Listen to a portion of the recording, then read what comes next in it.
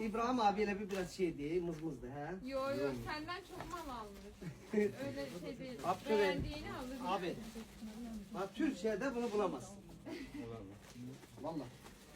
Türkiye'de çok pahalı. Vallahi Ayhan, gel ben sen de buradan Mert'e mal Gömlek gönderiyorum. Toptancılarım var orada. Azerbaycan'dan ben oraya mal gönderiyorum. Yani orada Mert'e bir dostunuz, tanışınız varsa sorabilirsiniz. İlyas'tan Nefa'da mal gidiyor buradan. Ha bir de söyleyeyim. Oradan Türkiye'de yaşayan Azerbaycanlılar, Türkler hepsi buradan bizim oraya sattırılma var. O ne nasıl söylüyor? Gönderme. Kargomuzdan Kargo. göndermemiz var. Ha yani reyiniz isteyen zaman bize yazın gönderek. Bak abi bunlar da. Buraya da var. Bunların hepsinde Hamcasın ekspres ucuzu. beyazı da var. Hamı gözleri ekspres Buraya da var. ucuzdan. Buraya Kəsən da səruşqalarımız, şalvarlarımız hamısı gəlir. terlesen bilmez. 28 Sumqay. Burayı ter bildirir. Ama o 28'də də var, Sumqayda da var, 20 yanında. Tamam.